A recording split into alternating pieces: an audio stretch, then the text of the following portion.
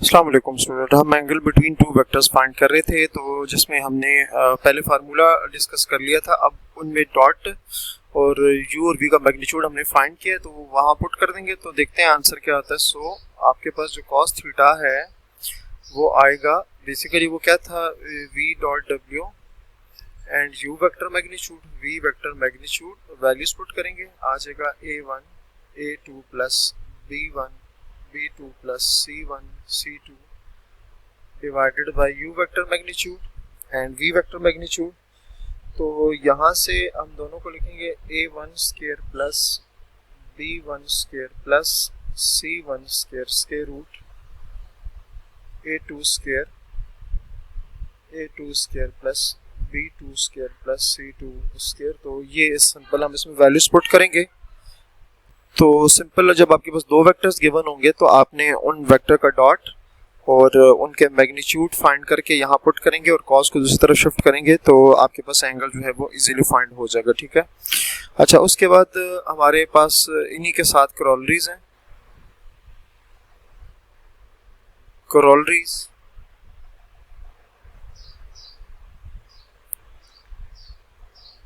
दो पार्ट्स हैं इसमें। फर्स्ट जो करोलरी है वो ये है कि इफ थीटा 0 आर पाई, ठीक है, अगर थीटा की जगह 0 या पाई आ जाए then vector u and v are collinear, then vectors u and v are collinear.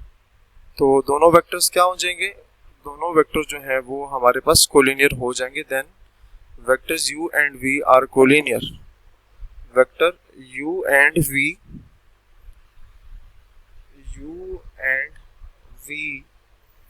Are collinear,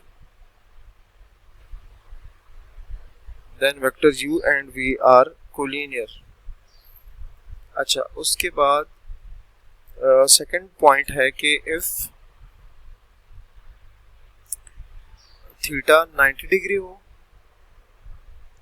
collinear का मतलब स्टूडेंट ये है कि दोनों वेक्टर एक ही जगह से होंगे। ठीक है। कोलिनियर मतलब एक ही डायरेक्शन में, आप तो नहीं कह सकते, मतलब एक ही जगह पे होंगे। ठीक है, पर सेम वेक्टर की बात हो रही है। If theta is equal to pi by 2, तो उस केस में आपको पता है कि cos theta is equal to 0 कब होता है। इसमें आपको पता है कि थीटा या तो लेट्स से, चलिए इसको इस तरह से देखते हैं कि ये आपके पास cos theta is equal to 0, अगर थीटा की जगह 90 हम पुट करें ना तो ये 0 आता है। तो उस केस में आपके पास क्या होगा कि u डॉट v जो है वो किसके इक्वल आ जाएगा, 0 के इक्वल आ जाएगा। ठीक है। तो द वेक्टर्स क्या होंगे, वेक्टर्स मतलब एंगल फाइंड करने के बाद, अगर एंगल हम फाइंड करें ना इसके थ्रू, अगर एंगल 0 या पाई आए तो उस केस में वेक्टर जो होंगे कोलिनियर होंगे, और अगर एंगल 90 आ जाए तो उस केस में हम कहेंगे कि दोनों वेक्टर जो है वो आपस में क्या है, परपेंडिकुलर है, वो दोनों आपस में क्या है।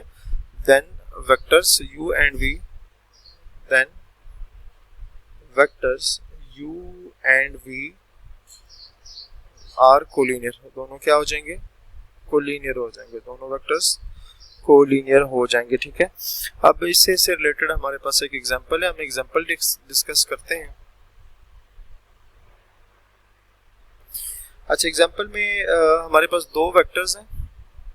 वेक्टर u गिवन है 2i माइनस j प्लस के, और वेक्टर v जो है वो गिवन है माइनस i प्लस j, और हमने इन दोनों के दरमियान जो एंगल है थीटा वो फाइंड करना है। ठीक है। तो उसके लिए फार्मूला है as cos theta is equals to u dot v divided by u vector magnitude and v vector magnitude. इसमें सबसे पहले आपको नजर आ रहा है कि हम u डॉट v फाइंड करेंगे, तो पहले u डॉट v फाइंड कर लेते हैं।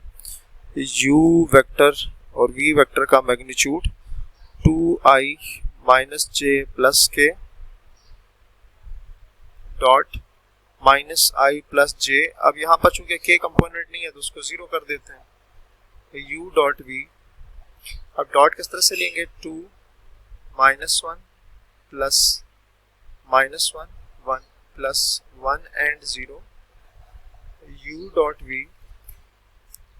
-2 -1 प्लस 1। तो यहाँ से जो है हमारे पास कैंसिल हो जाएगा। u डॉट v जो है स्टूडेंट वो आएगा हमारे पास सॉरी ये तो आ जाएगा 0, ये -1 और ये आ जाएगा 0, तो आंसर क्या आ जाएगा -3 आ जाएगा। तो u डॉट v का आंसर आ गया -3। अब u वेक्टर का मैग्नीट्यूड फाइंड करेंगे। तो एज u वेक्टर दोबारा लिख लेते हैं, u वेक्टर हमारे पास इक्वल है 2i -j प्लस k के। तो u वेक्टर का जो मैग्नीट्यूड है वो आएगा 4 + 1 + 1। वेक्टर u मैग्नीट्यूड आएगा √6। उसी तरह वेक्टर v लिखेंगे। वेक्टर v जो है -i plus j। Vector v का मैग्नीट्यूड लिखेंगे -1² + 1²। तो ये v वेक्टर मैग्नीट्यूड जो है ये आ जाएगा √2 के। ये वैल्यूज पुट करेंगे इक्वेशन नंबर 1 में। Put in 1 cos theta u dot v आया था -3 के इक्वल, और ये जो है √6 √2 -3 ये आ जाएगा √12। ठीक है, ये हमारे पास क्या आ जाएगा √12 आ जाएगा। और यहाँ से अगर मैं cos को दूसरी तरफ शिफ्ट करूँ तो cos इनवर्स ऑफ -3 √12, तो थीटा की जो वैल्यू आएगी ना वो आएगी 5π/6 आ जाएगी। तो ये बेसिकली जो दो वेक्टर्स गिवन थे ना उनके दरमियान जो एंगल है वो 5π/6 गिवन है। तो ये आपको समझ आ गई होगी। ठीक है, अच्छा जी, नेक्स्ट इसी से रिलेटेड एक और एग्जांपल है, एग्जांपल नंबर 2। एग्जांपल नंबर 2 है, स्टेटमेंट है कि find a scalar alpha, find a scalar alpha so that the vectors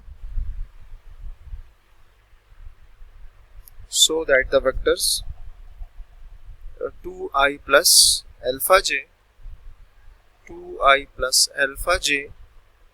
plus 5k plus 5k and 3i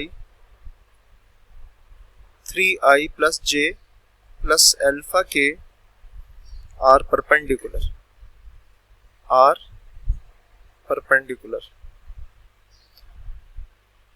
तो इसको हम इंशाल्लाह नेक्स्ट वीडियो में एक्सप्लेन करते हैं। तो अपना बहुत सारा ख्याल रखिए। अल्लाह हाफिज़।